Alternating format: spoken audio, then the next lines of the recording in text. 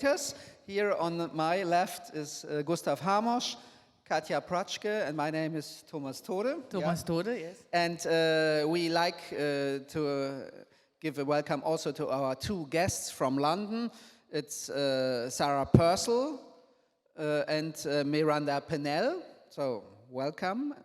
And nice that you have, again, time for us and will present some of your works. They are connected with us via Zoom. And we, of course, we would like to say hello to Ludger Derenthal, who is the director of the Photo Museum in Berlin, who has invited us to come here to pop up with our event in the site of the Photo Museum. We're doing this streaming here. There's some people in the room, and so the procedure is very simple. We have 45 minutes to present the work. For example, Miranda has 45 minutes. Then we will discuss for 30 minutes, a Q&A for 30 minutes. Then there will be a break of 30 minutes, and then in the second session there will be Sarah present again 45 minutes of her work and 30 minutes Q&A. So if you like to ask questions, you can do it via the Facebook chat. And if you like to register via the site of the Photo Museum, you will get an email with the film links, which are accessible until Sunday midnight, and so you have the passwords, and then you can have a look more closely at the films we are talking here about. And of course, very often we can only show clips or extracts of it. Okay, photo film is, in our short definition, the still image. It's about the still image in a cinematic context.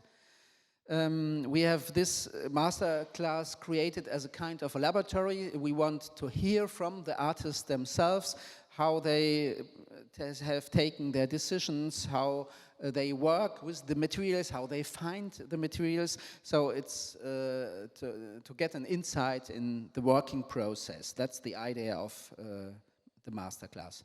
So I have the pleasure now to present Miranda Pennell. She was with us already yesterday.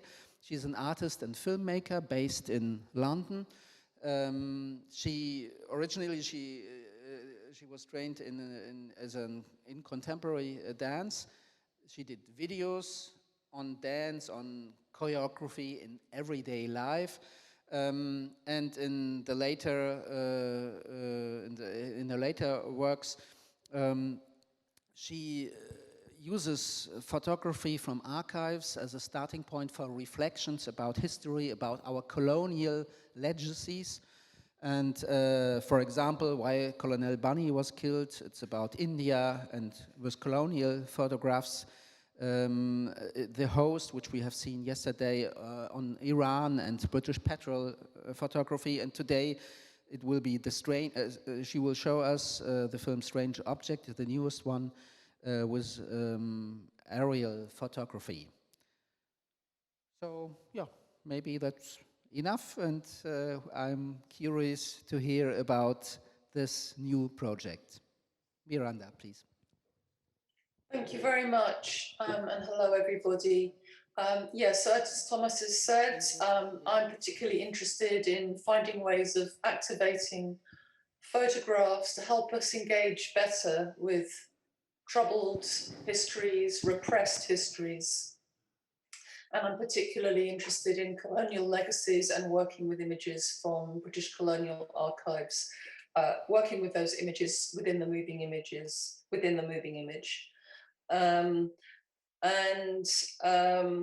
In particular, I think about how the potential of the moving image to help us experience our relationship to time a little bit differently, the relationship between past, present, and future, to imagine that in lively and unsettled ways that helps us think about our relationship to the past. So yesterday I spoke a little bit about The Host, which is a film that tries in part to give an experience of time travel through the way it jumps through time and always coming back to the present as a reference point throughout it. So trying to get the feeling that history, you could think of history as an experience of time, as an unsettled experience of time, perhaps. So today I'm going to think about time a little bit more, and I'm going to think about the challenges, or talk about the challenges for reworking a particular album of images from an imperial archive. And I'm going to focus on the idea of science fiction as something that can be a helpful tool. And I also was going to say something a bit about language and image. So the film I'm going to present and that I would like to talk about is called Strange Objects. And as Thomas said, it's a film that's constructed entirely from a series of aerial photographs of an unnamed colonized territory taken in 1920, combined with sound recordings and the spoken word. So just before I show that, I think I should show it before saying too much more. I could maybe just say that where in previous films I focused on repurposing images, giving images a new meaning through how I arrange them in the sequence, getting images to argue with each other, contradict each other, and doing the same with sound, and then finally through the word. With this particular set of images, they're all taken from exactly the same perspective, because they're all taken from up in the air. So that presented me with a particular problem, because I can't make them contradict each other because they all have the same perspective. So I had to think about how I could invite the viewer to think critically about what the images represent. So I think before going any further, it would be great if Ranaf would play the film. This is a 15-minute film, and I'm going to play it in its entirety, and then I'll come back at the end to talk about it. Thank you very much.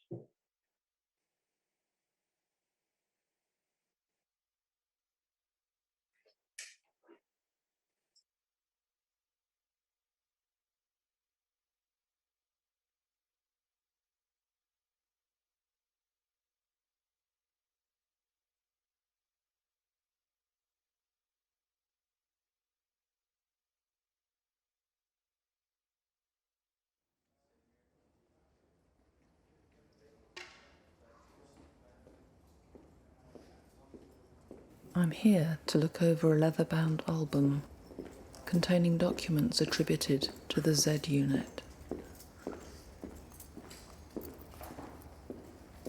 The Z Unit's operation in a world far from our own was an experiment of sorts, a test. And this place, inhabited by beings different from ourselves, served as a laboratory.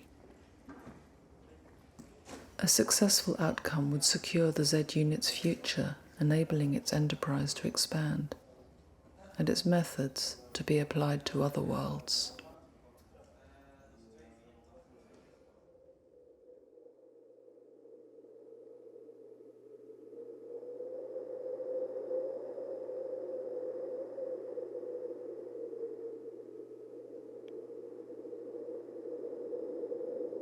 This landmass has passed through many hands before reaching its undignified destination on a metal shelf in the basement below where I'm sitting.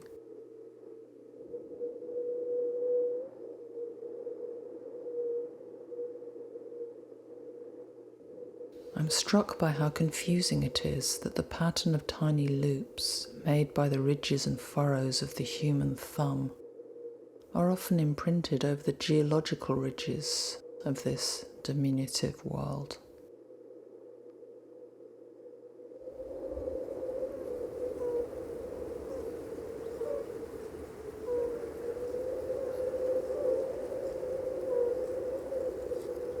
I've read about a town that assumes a different appearance depending on the direction from which the traveller approaches.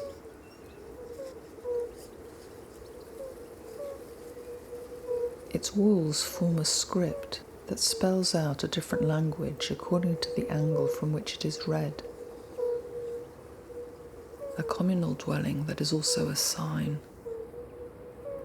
and a warning that can be read from a great distance.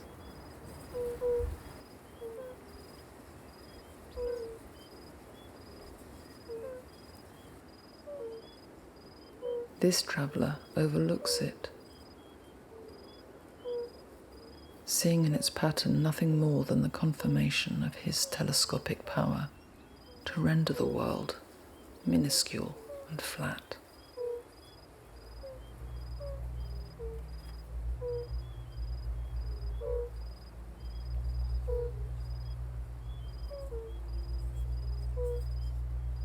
This machine makes a double of the world, while it simultaneously erases the original forever.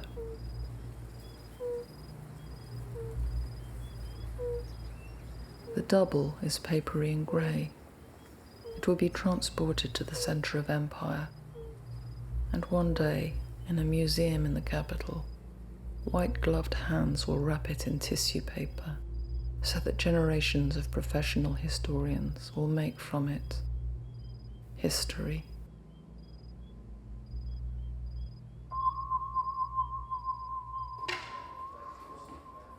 "100 years on, a person peering down over the grey shape will find herself troubled as she tries to decipher its message.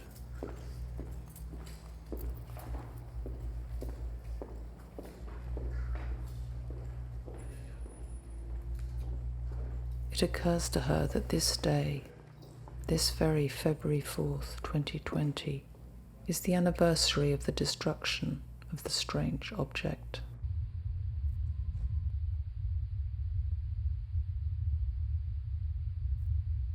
She wonders whether these structures, which look like wells linked to deeply buried aquifers, may be evidence of a network of temporal wormholes.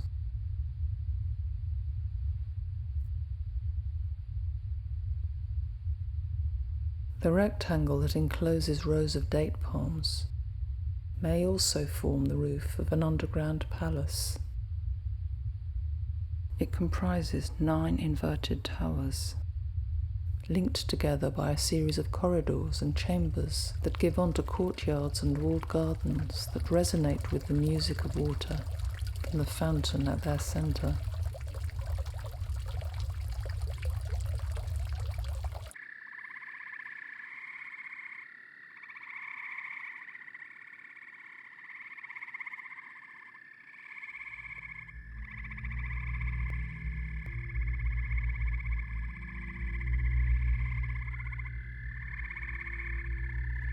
Half man, half machine, this striding colossus must be 15 feet tall.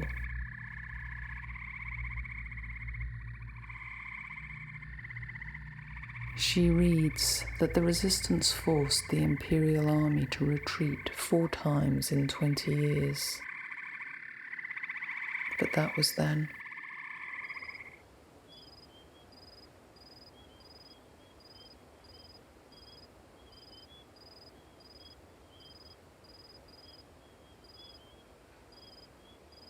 H is for history.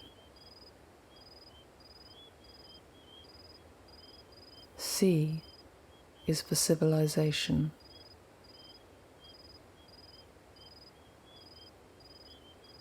This machine is an instrument of terror.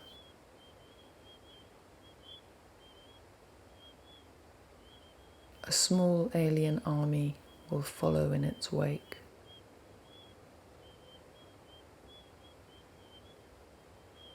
This is how it happens.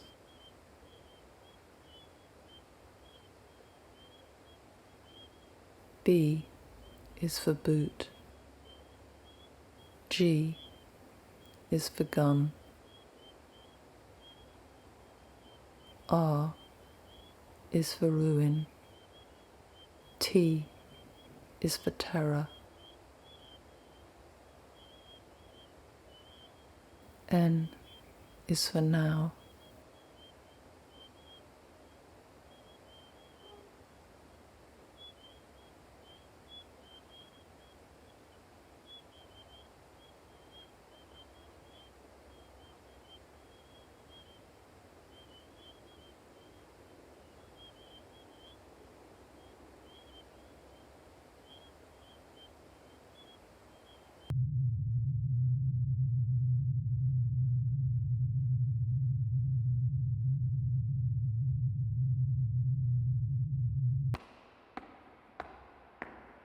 We will not see the bodies half buried in the sand from here.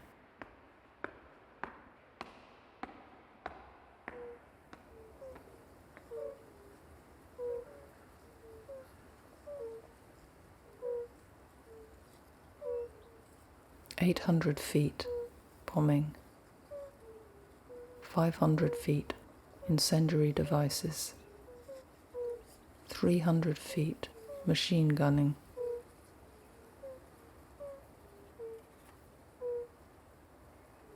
The administrator writes, "It was the first time that aeroplanes had been used in Africa as the main instrument of attack. And those who are concerned with the policing of Africa and Asia watched the results with the most profound interest. Such grim experience as an aerial bombardment, against which no countermeasures can prevail, has a most demoralizing effect on the savage African."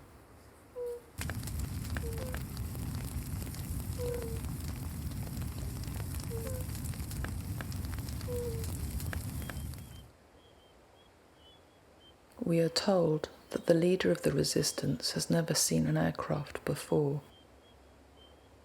We are told that as the 6 flying objects approach from afar, he is advised that they are angels.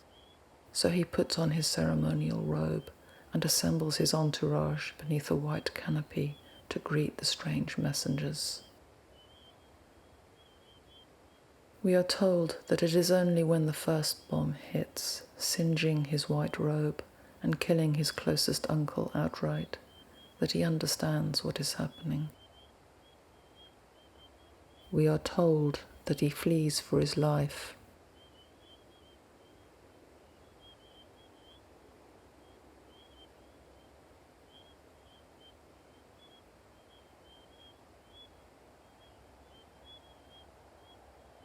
She wonders about her ancestors, whether they are amazed by how curious and beautiful the world below appears.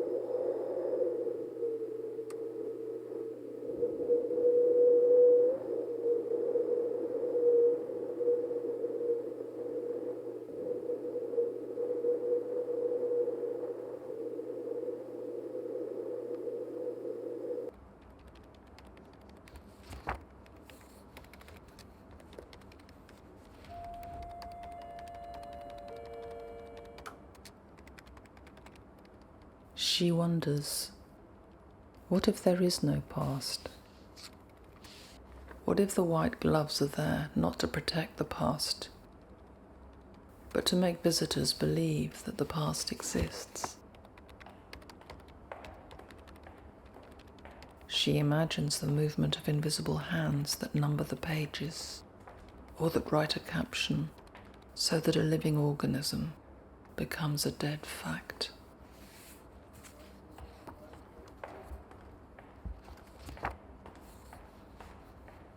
And then the hands of specialists who leave their thumbprints over still living worlds. One specialist writes, "The problem of the origin of these great stone-built strongholds in an almost desert land is one of extraordinary interest.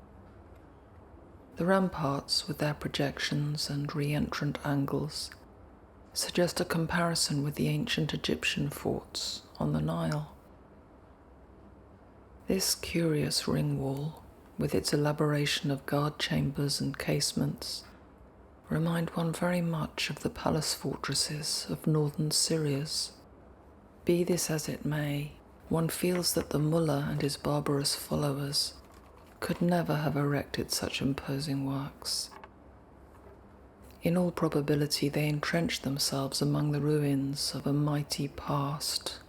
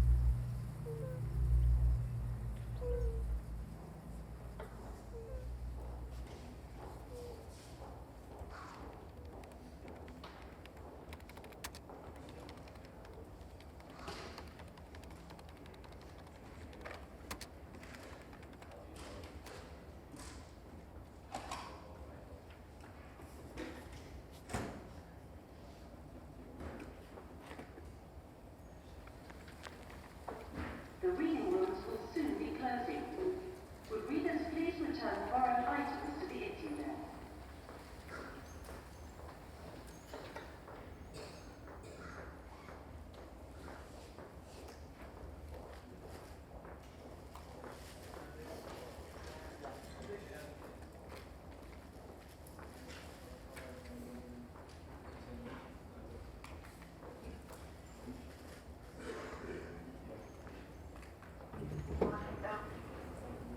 Going up. Doors closing.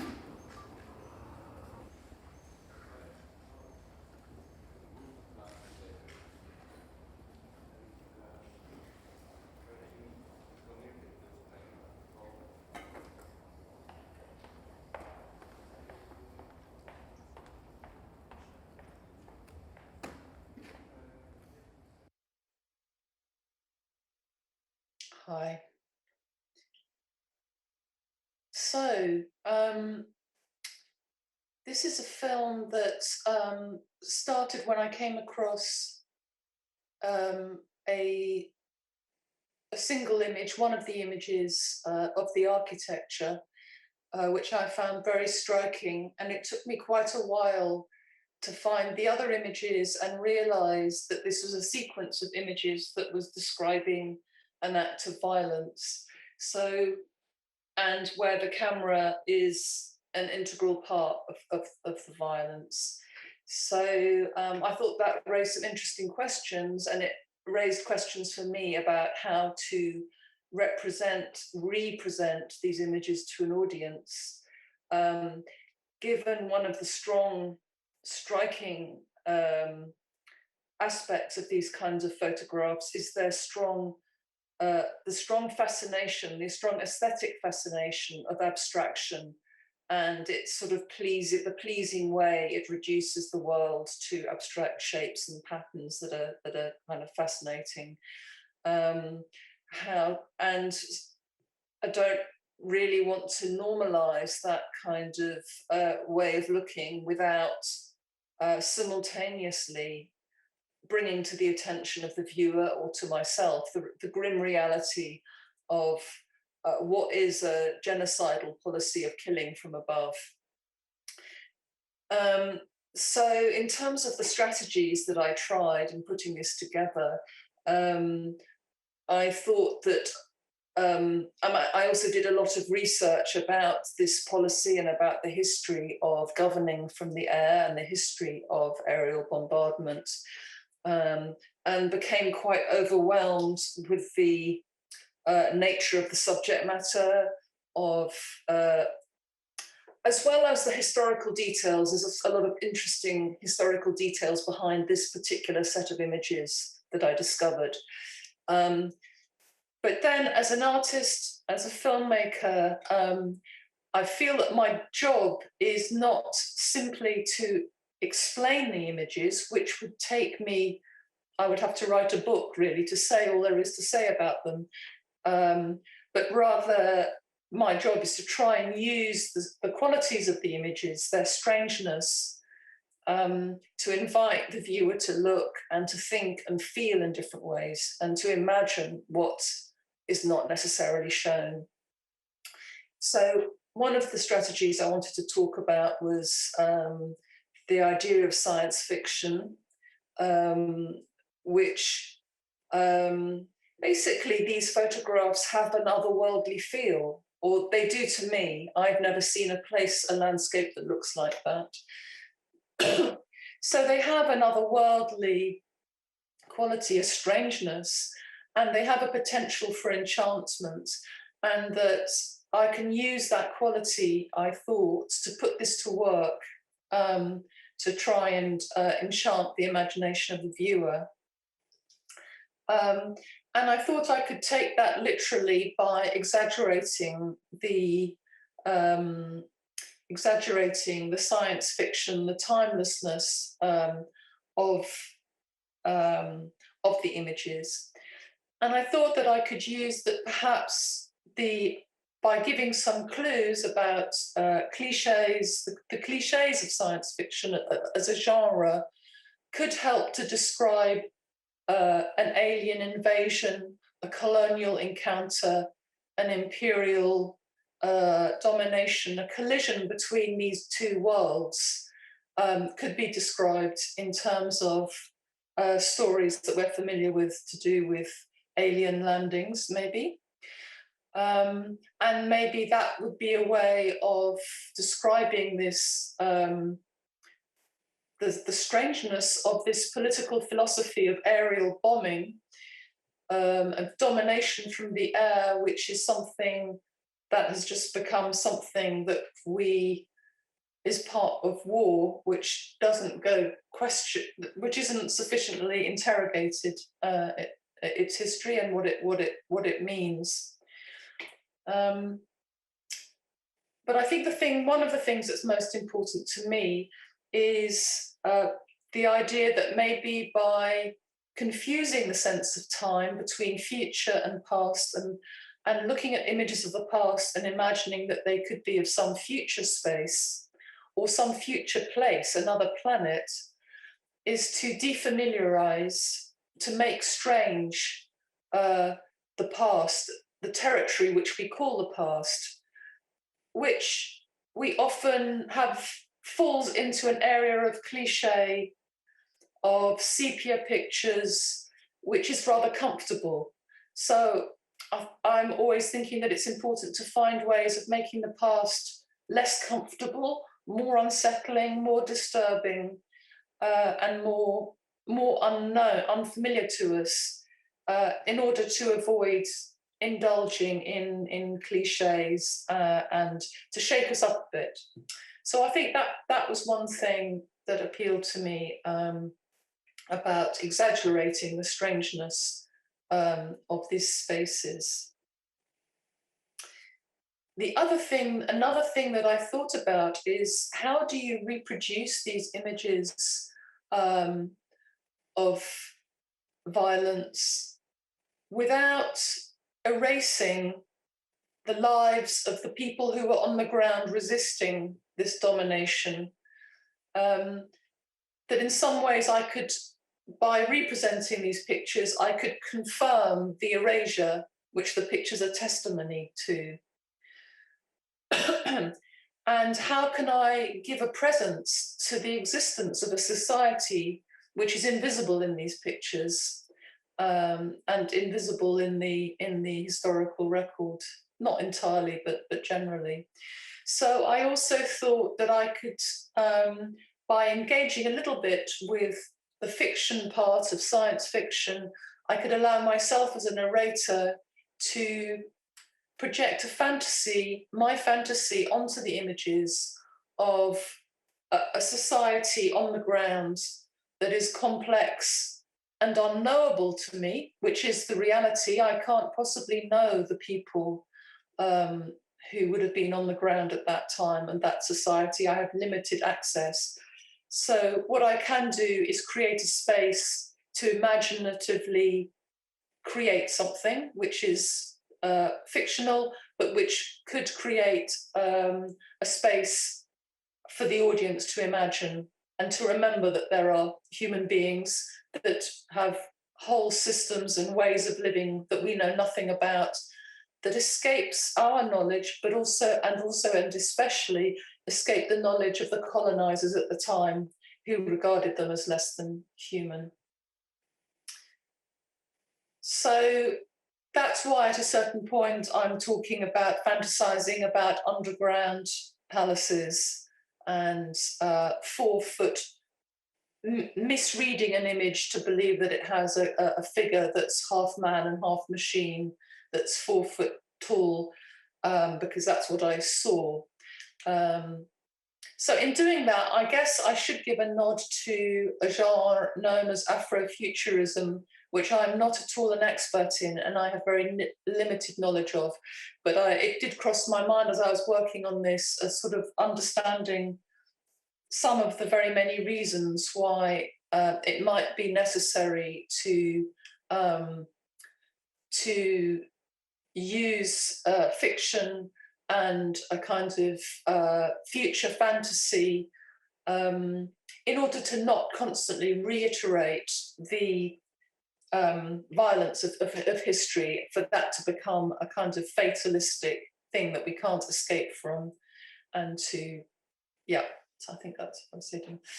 Now, the other thing I wanted to say that I thought about it is that I'm not an expert in the history of science fiction as a genre, but when I started researching the history of flight and the imagination that went with realizing that you could drop bombs from aeroplanes, was that there was an enormous amount of literature in the early 20th century that was inspired by fantasies about bombing people, and realizing that a lot of those fantasies were very racialized and totally genocidal in their fantasies, and usually involving either people from China or people from the African continent as enemies that needed to be wiped out. At that point, I'm actually going to share my screen, I think. Share screen. And I'm going to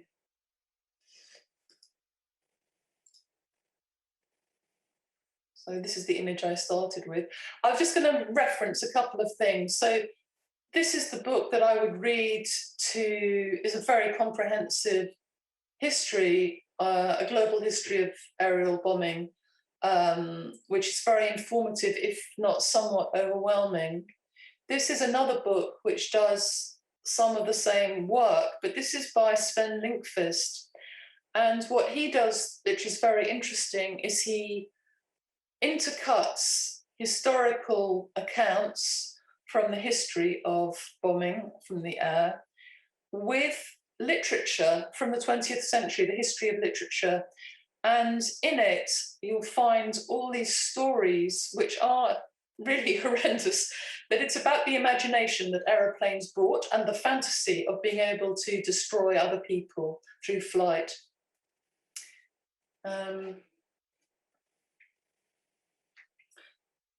So I'm going to go back.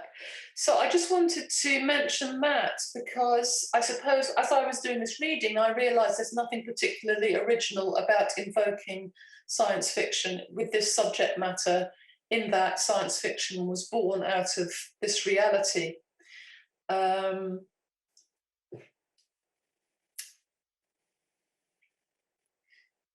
The only other thing I'd say in terms of thinking about time travel, which is maybe slightly different than the idea of science fiction, but it is connected, is that I'm interested in archive images or photographs, because they have an ambiguous relationship to time. They can make us feel simultaneous. You can lose yourself in a photograph and lose your sense of time. And that film also gives a particular experience of time, and that combining the two can be interesting in terms of producing confused and interestingly confused jumps or merging of different time zones. And I suppose the other strategy that was important for me in this film was trying to make visible the trajectory of these photographs as objects from when they were taken, how they traveled through space and through time to arrive where they are in the archive and to arrive on my desk and in this film, to try and make all those human transactions to make them visible. And on the one hand, to contrast the careful preservation of these kinds of photographs by archives, by museums, to ensure their preservation and continuity, and recognizing the brutal destruction which these photographs are documenting and which they are facilitating.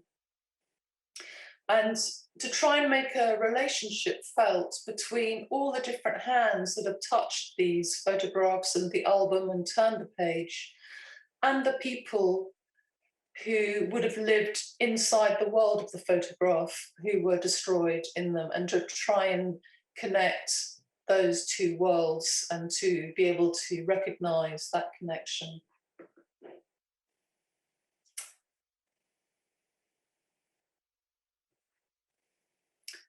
So the other thing that I was going to talk about with this film was something about language and voice. When I was speaking to Katja, when she was asking me about doing this workshop, she asked me about the different registers which the narrator speaks in, or different modes of address, because the film starts with an I, and then it moves to a we, and then it moves to a she. And I have to say that I work on the writing, I struggle with the writing and work generally quite intuitively, and I hadn't really reflected on those choices. I was just trying to do anything that would possibly work. But maybe it's worth, I think it is worth thinking about how those shifts in first person, third person into a we allows a shift between different imaginative spaces, and allows a shift in relationship between the voice, between the image, between the viewer, between who is speaking and who is addressed, which I think is helpful. So in the beginning, I speak in an I voice. I present myself as a person sitting in a room, looking for answers inside these strange pictures.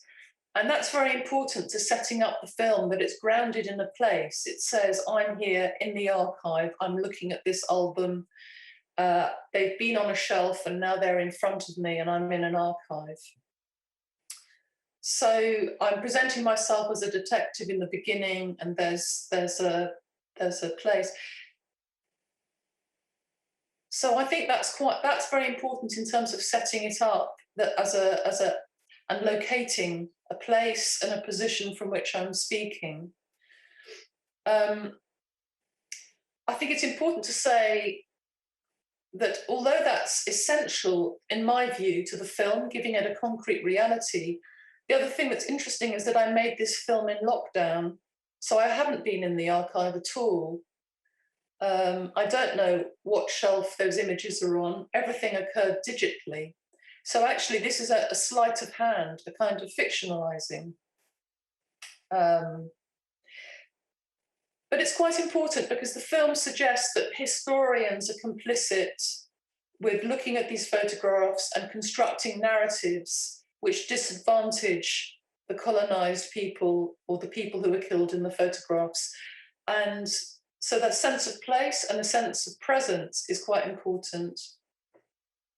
And as a note to that, the film begins and opens with the red leather cover of the album, because the images are quite abstract, but I want to make felt the haptic qualities, the qualities of touch, the material qualities of these images as objects.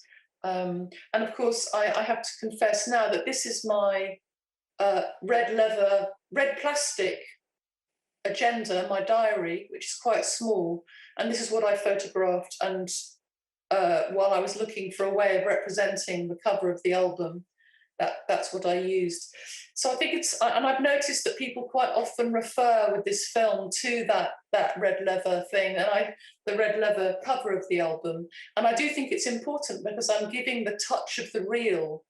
So it does something important. And I think it's interesting because I know it isn't real, that it's an effect that I'm producing to ground the film. We should be winding up quite soon. I should go on. So the next register in terms of language is I talk about she, and I'm describing the trajectory of the photograph that's traveled through space, and it's ended up in a library where people have wrapped it in tissue paper and they're wearing white gloved hands. And then a person today in 2020, as it was when the film was being made, is looking down at the object. And I described that and I put it into the third person. And I think that's important because I'm describing time travel, and I want to see myself from the outside in a particular space and time, rather than being in my space and time. I'm looking outside of myself and I'm seeing myself as one in a long list of historians or people researching in the archive. So I'm seeing myself as one onlooker among many, rather than emphasizing my personal experience. And I think that distanced perspective helps me think critically about my role in history. If I think about myself in the third person as being just another person who enters an archive and interacts with these objects. And the other thing I just think is I want to depersonalize. The I person is really a useful tool, the first person. But for this film, I don't have I think my feelings are not the most important thing. And I think it's useful to distance myself, to depersonalize the film, to destabilize the I, and to distance my thoughts as though they belong to somebody else. And the third register is when I say we will not see the bodies from here. When I also say, we are told he has never seen an aeroplane before. So the we voice positions the audience and the speaker as a European subject who are presented with imperial narratives and images which we often fail to interrogate or think critically about. So in that way, I'm putting we as I'm inviting the audience to be with me within a certain society where we talk about certain narratives. So that's my rationalization for these shifts, which were done quite intuitively, but I've quite enjoyed thinking about what it does to move between those different ways of speaking. So I've talked a lot, and you've heard 15 minutes of my voice on the film. I'd be very interested to hear any comments or questions or any responses to the film or to anything that I've said, really. That's science fiction. You are talking alone and we disappeared for a while, traveled through time. Thank you, Miranda, for the presentation.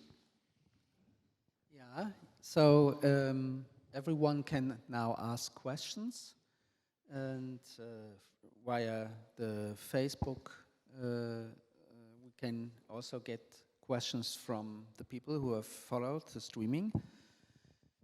So maybe we start just a little bit thinking about what we have heard. No? So I found most thrilling your work with with this gaze, with this view, with this because you were.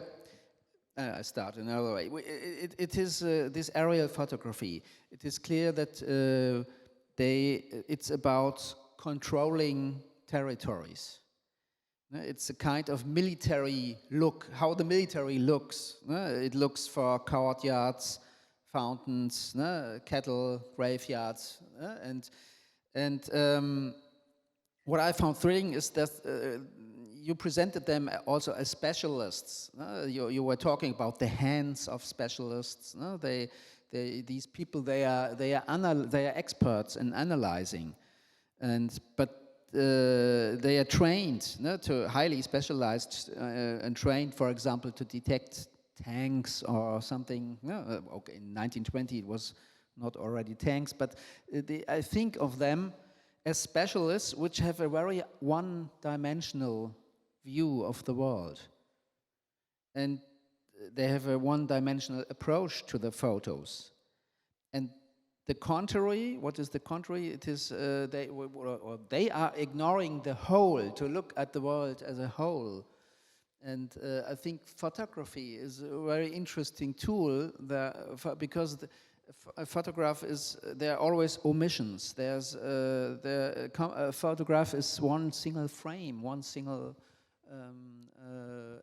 approach, a part of a second only. But still has two dimensions. Sorry, stillness? 2 dimensions. Yeah. Not just one. Yeah. The one dimension is something invisible, right? Yeah, yeah. I just was wondering, the photographs, this aerial, they were taken as stereo photographs? Because I've seen something here in Berlin, and they had actually stereo photographs. They were always like photographs from 2 positions. This was a little bit later in relation to the Second World War, because they could actually see how the bombs went down, if they exploded or not, So, yeah. And this was also a Royal Air Force photograph series that we have seen. Actually, back then, when that was also because the Ruttmann project. Yeah, that's true. Yeah. So what is the question, Thomas? Yeah, I don't know at the moment. I think, maybe I see what you have developed as a counterweight to this one-dimensional interpretations. If you are talking about fantasy, about science fiction, you have to have fantasies about alien landings. It could be something like this, and fantasy is always a counterweight to one-dimensional approach. So maybe you can explore a little bit around these ideas of fantasy and one-dimensional approaches. Yes. Yeah, I can pick up on a couple of things that you've said there.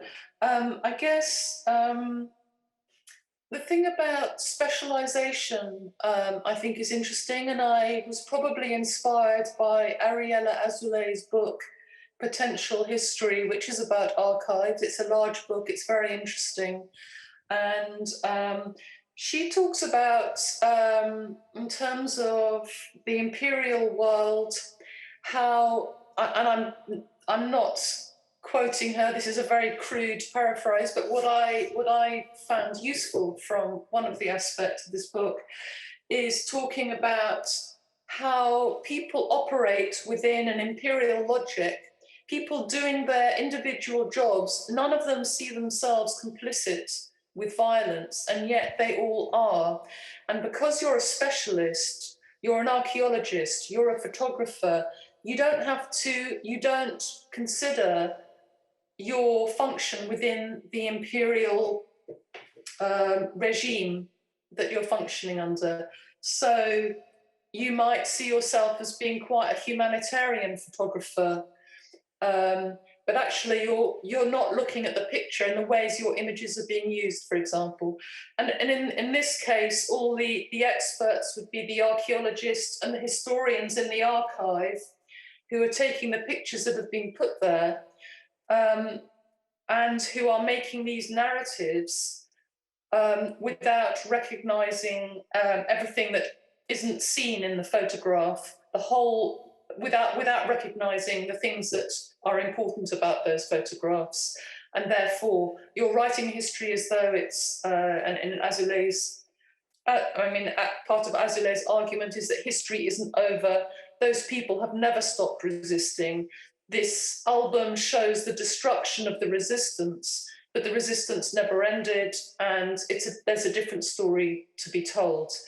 So I find that appealing because I find that all the time. There are figures in history that I'm very sympathetic to, and as I was talking about yesterday, but why can't they see that they're using their skills and their talents are actually firmly rooted in imperial domination? They're just not looking at that and they're not recognizing it. So, I mean, maybe that's something to do with dimensions as well. Looking at things from different dimensions. In terms of fantasy, I mean, I would say that, there was so much to say about these particular photographs. It was a campaign where the leader of this Air Force after the First World War wanted to demonstrate, he wanted to get money to fund a Royal Air Force as an independent part of the British military. So he said to Churchill, who was a minister at the time, let me go and I'm going to finish off this resistance using aeroplanes. And they go there, and in 3 weeks, they crush a resistance that has been going for 4 decades. And they come back to England, and it should have been a scandal because it wasn't approved by Parliament. It was like an independent project, this bombing campaign. But everyone was so impressed at how cheap it was. So they agreed to fund the Royal Air Force, and then they go to Iraq and then it's the beginning of the Royal Air Force, and then they're bombing Iraq for decades. So, the reason I just brought that up was I can't tell that whole story in the film, and I reduce it to a fantasy about it being a laboratory. This is a laboratory, and we're going to test. The Z unit is going to test on this laboratory and then go to other territories. And actually, that's based in fact, but I've just worded it in a way that sounds like it's fantasy. So I'm playing a bit with fantasy, and I hope that it's all grounded in reality as well. So we have 2 questions from in Facebook. So first question is, Miranda, is it important for you in which pigeonhole, in which genre your films appear in order to reach a certain audience more easily? Photo film, experimental, documentary film, hybrid film? This was the question. Okay, thank you for the question. Well, obviously it's not important to me. I would like things to be seen by as wide an audience as possible. I think all kinds of people are quite capable of, I guess I would say it's documentary. I tend to enter it to documentary film festivals. It falls under that category. I just think that the categories are things of convenience, probably for institutions more than in the interests of audiences or artists. I should maybe add that these films are all on Documentary Alliance platform. They have a website, I'm putting these films up there. I think Strange Object, because it's a new film, is still doing festivals, so it's not on release. It's on release in certain countries, I think Germany, Spain, and the UK. And that includes my film, which Thomas mentioned, Why Colonel Bunny Was Killed, which is about the Afghan borderlands. So if anyone's interested, given the current news, to revisit the colonial history of Afghanistan.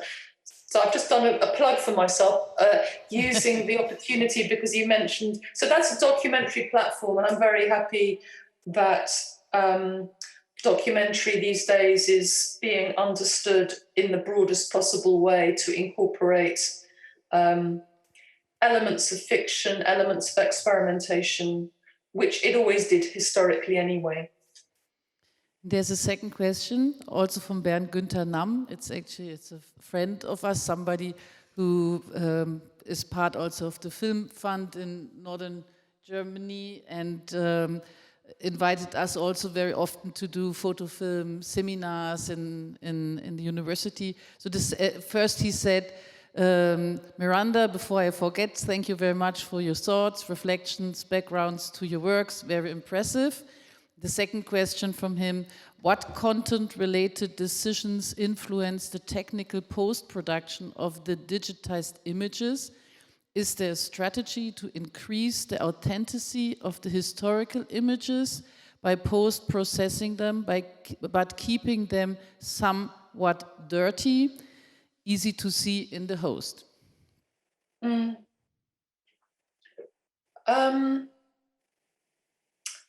I mean, I don't do too much in terms of digital processing. With black and white images, which tend to be yellow or sepia coloured, I prefer to work with everything in black and white, so I will make that intervention. But I think it's a real pleasure. I think everybody likes old pictures, don't they? I think there's a natural affinity to the nostalgia of any object that has marks that show age, and that kind of authenticity of provenance that comes from something which has got marks on it, that's dirty, that's got scratches. And I tend to, I get sensual pleasure from seeing that, and I try and where it seems appropriate or helpful. I mean, in Strange Objects, some of the images are a bit scratchy or blurry, or they have fingerprints on it, and that's an opportunity to use those marks to say something about scale, and in the end, it's very important, because they're so abstract and they're so digital, seeing the actual object of the album and the feel of the cardboard, and it's something beyond that I can't really put into words, except that I guess we're talking about time when we're talking about history, and if everything's cleaned up, it's harder to get that feeling of time. I guess we're reading. It's one way of seeing an object as a relic, as well as seeing the content of the image. You're seeing that you're seeing time, basically. So yeah, I don't know if I've answered it, but. Are there more questions here from the audience,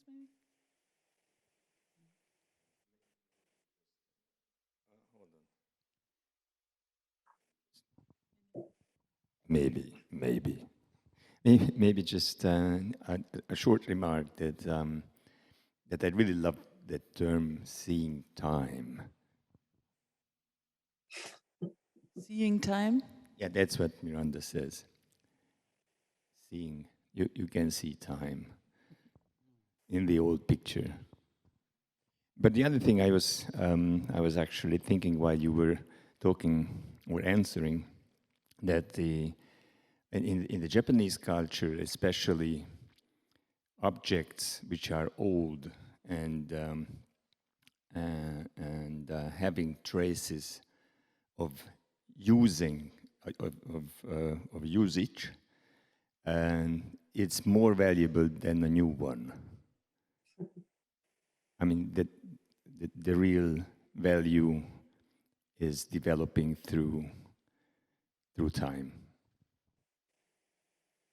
But it's part of the concept also, because you use also, you also show what like the album or this where the photographs were put in. You show what is written under the photographs. Actually, you do this in all the 3 films. The host, why Colonel Bunny was killed, and in this film as well. Very often it's actually filmed like from an animation table, because the camera is always above in your films. And very interesting is the use of sound, because here, especially in this film, with the sound, because you said you didn't went to the archive, it was a lockdown, but we hear steps, and there is this kind of like going, for me was this moment of like going into the archive or going to a place and pick up the footage. I think you have a very interesting use in actually combining sound with the images. Sounds. Yeah. You really used camera above? It wasn't a scanning process? It's all scans. It's all digital scans. So no camera involved. These are cameraless films. Almost. I mean, with the host and with the film I'm currently making, I'm putting in a few images of my own. Mostly, it's scanned images. But I agree. I think I feel quite strongly about the feeling of each mark that's on the album, that's on the photograph. And then these are all different time registers. So you've got the figure who's in the photograph, or the thing that's photographed. You've got the person behind the camera who took the picture. You've got the person who wrote something in the album. You've got the person, the historian who took the album out. These all happen at different times. And I'm trying to create a situation where you might you might feel all of those times, so it's like a telescope, a feeling of time. I think the word is palimpsest, isn't it? Where you've got this layering of time. And I would like to have moments where you can feel more than one time frame in a moment. And that for me is a powerful feeling of history. It's not that you lose yourself in a fantasy about another time, but that you feel the now, the then. That you could suddenly, for a moment, you just get a feeling for all those things that have happened through time. I find that quite exciting, and I think that's something that photos within film, there's an opportunity there to make that happen for a viewer, even if it's just for moments. And I think that brings quite an interesting liveliness to the whole idea of what history is. And you said it is your strategy in confusing place and time to make the history or the past a little bit more strange. And I find this a very interesting strategy, this intentional misreading of images. As we have another friend, Franz Vincensen, who does it in his photo films the whole time, because a photo is just a single moment. And of course, if we do not know anything about the photos, we can imagine, we can use our fantasy as one strategy. And you have proved to us in your film in a great way. It could be a sign read from a distance, a strange object, a la Erich von Däniken.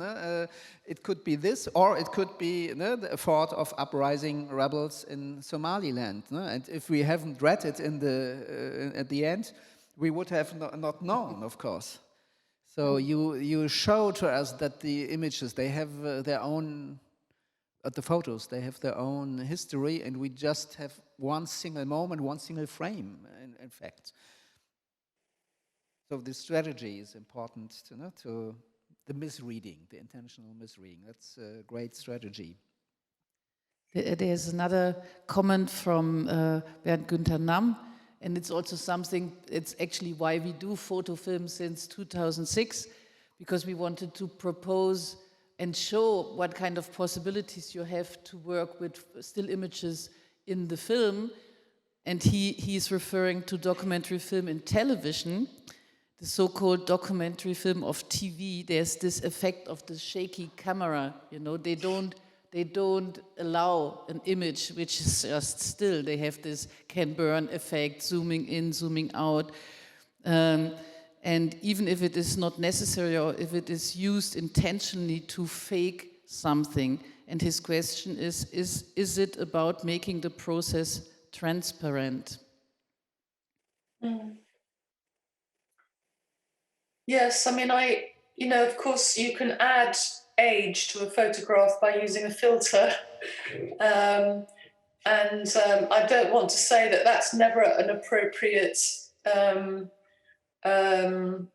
strategy, but certainly it's an effect, isn't it? I think it's, certainly in my way of working, I'm trying to work with what's there and apply the imagination to what's there rather than adding effects. Just doesn't. I think the audience can you're setting up. I want to set up a number of rules which I stick to. I can't actually say what they are now because obviously I've given away some secrets by saying that I deliberately lied about the authenticity of some things for an effect. I created the impression of being in an archive by collecting a sound of footsteps. So that's all constructed. But so why would I not add scratches, a scratch effect or a wobble to a camera? I think you would know it. So I can't quite work out the ethics of that, but it just doesn't feel right to me. Yep, but yeah. Yeah, But it's especially, maybe we can talk a little bit about the sounds, the noises you added, because there it is very clear. You deconstruct images and reconstruct it, no? And we have these selected sounds, no? The howling wind, we give some atmosphere. But for example, the frogs. How did you come about this noises, which is an interesting noise, of course. But it has this science fiction effect a little bit because there is a strange atmosphere created by the frogs. But maybe you can explain, and explain a little bit about that. And what I found very interesting that in the end, you name every single sound where it comes from. She has to because it's a content-free sound, so she has to name them. I have to name them because that's the agreement with sound from free sound that you download from the internet. But I have to say there's a real pleasure in that. I really like it, naming and showing where these things came from. I mean, it's also an indication of what you've just watched, where everything came from. In terms of the strategy for sounds, I mean, it's one of the wonders of working with photographs is that they don't come with their own sounds, and that, and yet sound, I know, is a very sensual, physical thing for an audience. It surrounds you as a viewer when if you're in a cinema, for example. The voice as well. I mean, I think about it with this film because the problem is every image is so distant, is so abstract. So I think the voice, having a voice in your ear is almost quite intimate. But creating the sound gives images a sense of space and very importantly gives them time as well. So when I'm looking at my images, I can't tell if the image is on pause or play without sound. When it's got sound, suddenly there's rhythm and there's time. But the difficulty with this particular film is all the images are in the air. Normally, I would move between different sound perspectives. If you're down on the ground, I could play the sound that might be outside the window or in the room or, whatever. with this one, I tried. I worked with aeroplane noises from the 1920s. And then I thought, oh, well, that was just horrible. It was so literal. I even tried bombing sounds, and that destroyed the drama of the film, having actual, I just go through trying everything. And I also tried, well, could I put what are literally the sounds on the grounds of this society? So in the end, it's really, with this one, it was quite a challenge. And I'm just going for natural sounds. I mean, it's hard because it's a lot of it is desert, isn't it? So I'm just searching for sounds that are evocative and create different senses of space that I can move between. And then I had my slightly cliche, old-fashioned science fiction sides. It's true that the frogs were a bit of a revelation. They kind of are quite unreal, the frogs. The sound they make is quite hard to place, mixed with a bit of wind, that there's a strangeness to it. So it's quite intuitive. Did you rework the frogs, for example, or is it just an original recording which you didn't touch? No, I don't do much reworking. Yeah. I mean, it's really just volume levels and mixing, laying down the tracks, yeah. Actually, like coming back to Bernd Günther's question about the shaking and faking, you have a strategy. In the strategy, you told us once that the first time when you went to the archives and the pictures you ordered were scanned and you opened the pictures, you actually landed somewhere in the picture.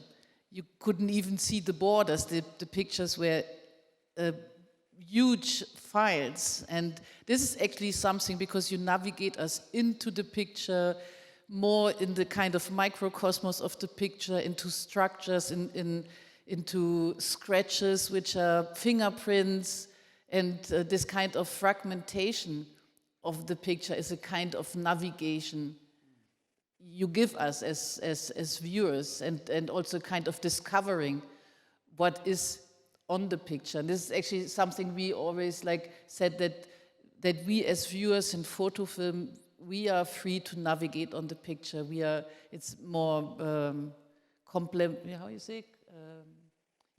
You have the time to watch on the picture, and your navigation Yes. also gives us the chance to go even deeper into the picture, into structures of the images.